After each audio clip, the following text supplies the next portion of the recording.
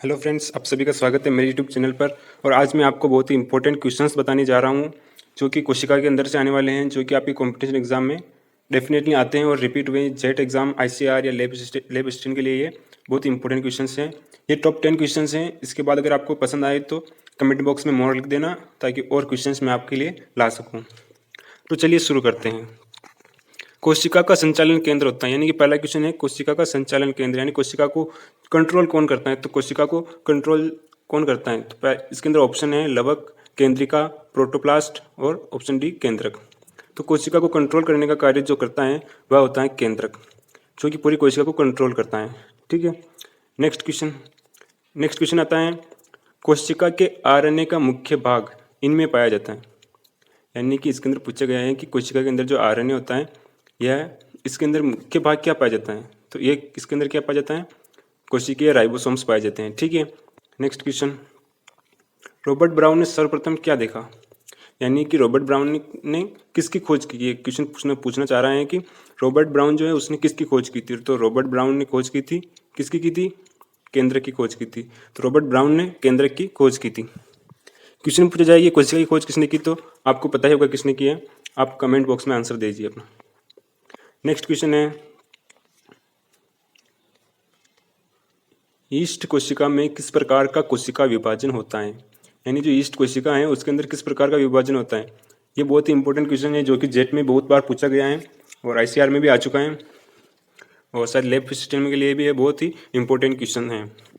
East कोशिका में विभाजन किस प्रकार का होता है, तो इसके अंदर पहला ऑप्शन दिया गया है एमाइटोसिस, बी वाला ऑप्शन है माइटोसिस, सी में है मियोसिस और डी में है एंडोमाइटोसिस।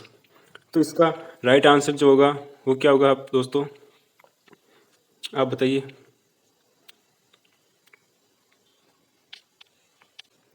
तो इसका राइट आंसर क्या होगा दोस्तों, एमाइटोसिस। एमाइटोसिस का मतलब क्या होता है, तो आपको मैं बता दूं कि एमाइटोसिस का मतलब होता है असूत्री विभाजन। ठीक है, इसको आप क्वेश्चन में ये भी आ सकता है कि असूत्री विभाजन। ठीक है, यानी कि असूत्री विभाजन होता है ईस्ट कोशिका के अंदर।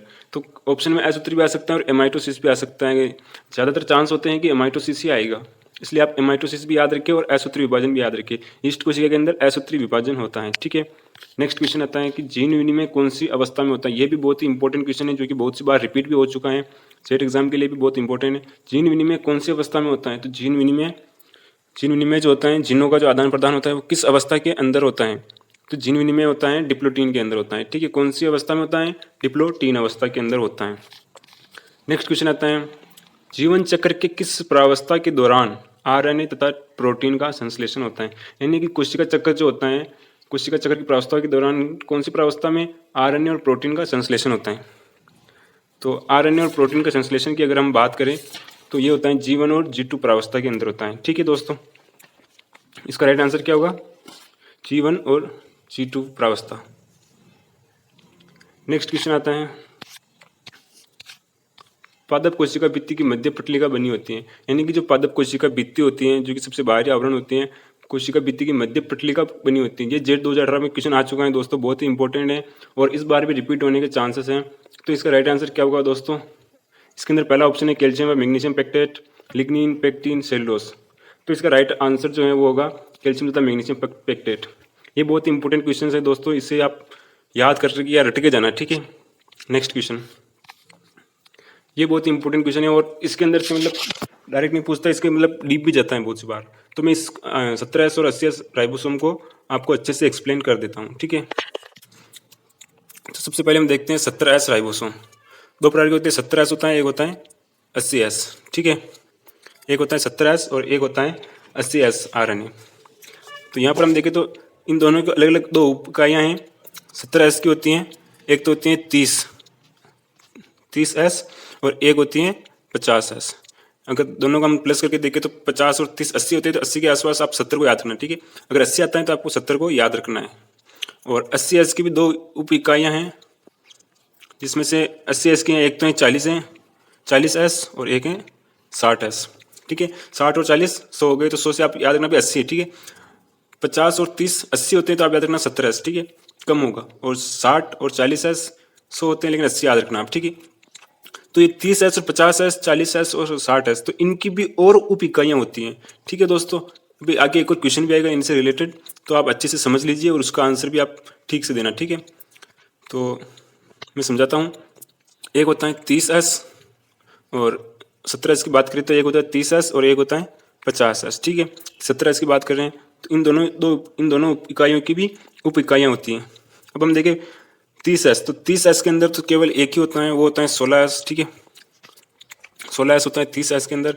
और 50s के अंदर हम देखें तो 50s के अंदर क्या होता है, 50 के अंदर दो दो उप इकाइयाँ होती हैं, ठीक है। 50s के अंदर दो उप इकाइयाँ होती हैं, एक तो होते हैं 25s और एक होती है 5s, ठीक है। तो 25s और 5s 50 के अंदर होती है, ठीक है। समझ में आ गया होगा कि 30s के अंदर केवल एक ही होती है 16s। 50s के अंदर होती हैं दो उप इकाइयाँ होती हैं, एक होती है 25s और एक होती है 5s। फिर अगर हम बात करें किसकी, 80s वाले की, तो 80s वाले की दो दो उप इकाइयाँ होती हैं, बताया था।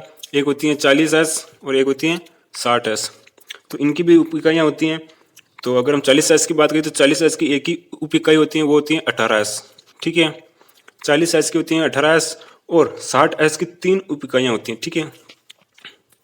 3 उप इकाइयाँ इसकी होती हैं। 60s की 3 उप इकाइयाँ होती हैं, एक होती है 28s, ठीक है, और एक होती है 5.85s, 5.85s, ठीक है। और एक एक उप इकाई होती है इसकी 5s, ठीक है। इसकी भी 5 एक और होती है, ठीक है। तो आप इनको अच्छे से याद कर लीजिए, नेक्स्ट टाइम इसका क्वेश्चन भी आने वाला है और डेफिनेटली ये एग्जाम में आ चुके हैं जेट में और वापस रिपीट हो सकते हैं। ये बहुत ही कठिन क्वेश्चन हैं, तो आपको अच्छे से याद रखने हैं, ठीक है।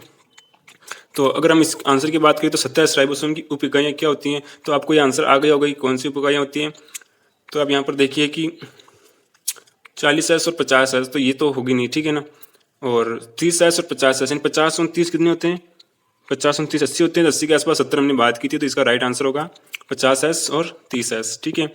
नेक्स्ट हम बात करें, ये देखिए दोस्तों क्वेश्चन आ चुका है और जेट में पहले आ चुका है और ICR के अंदर भी आ चुका है कि 16S RNA पाए जाते हैं, ठीक है। तो 16S RNA पाए जाते हैं किसके अंदर, राइबोसोम की 30S उप इकाई में, राइबोसोम की 40S उप इकाई में, राइबोसोम की 50S उप इकाई में और राइबोसोम की 60S उप इकाई में। तो हमने देखा था कि 16S किसके अंदर आए थे, तो 16S केवल एक के अंदर आए थे और वो भी 30S उप इकाई में आए थे, ठीक है। 30S उप इकाई में राइट आंसर होगा राइबोसोम की 30S उप इकाई में। 30S उप इकाई किसमें आती है, याद होगा आपको, तो 30S उप इकाई आती है किसमें, 70S के अंदर आती है, ठीक है। और 40S किसमें आती है, ये 80S वाली में आती है, ठीक है। और 50 वाली किसमें आती है, ये वापस 70 वाली में आती है और 60 वाली आती है 80 वाली में, ठीक है दोस्तों। नेक्स्ट क्वेश्चन, अवर्णी लवक जो कि स्टार्च का संचयन करते हैं कहलाते हैं, यानी कि अवर्णी लवक कौन से वे कौन सा अवर्णी लवक है जो स्टार्च का संचयन यानी स्टार्च को इकट्ठा करते हैं, पौधे के अंदर संचयन करते हैं। तो इसका राइट आंसर आप बताइए दोस्तों। तो ठीक है दोस्तों, मैं बताता हूँ इसका राइट आंसर होगा एमाइलोप्लास्ट, ठीक है दोस्तों। इसका राइट आंसर क्या होगा, एमाइलोप्लास्ट। दोस्तों इसको मैं आपको क्लियरली समझा देता हूँ कि ये किस प्रकार से होता है लवक के बारे में, ठीक है दोस्तों। एमाइलोप्लास्ट, ठीक है। एमाइलोप्लास्ट को आपको पता चली गया होगा कि एमाइलोप्लास्ट के अंदर किसका संचयन होता है, स्टार्च का होता है। स्टार्च की जगह पर दोस्तों कार्बोहाइड्रेट भी पूछ सकते हैं कि अवर्णी लवक जो कि कार्बोहाइड्रेट का संचयन करते हैं क्या कहलाते हैं, एमाइलोप्लास्ट कहलाते हैं, ठीक है। एक होता है एलियोप्लास्ट, ठीक है। एलियोप्लास्ट के अंदर किसका संचयन होता है, एलियोप्लास्ट के अंदर संचयन होता है प्रोटीन का संचयन होता है, ठीक है। प्रोटीन का संचयन एलियोप्लास्ट में होता है, एमाइलोप्लास्ट में स्टार्च का संचयन होता है। और एक होता है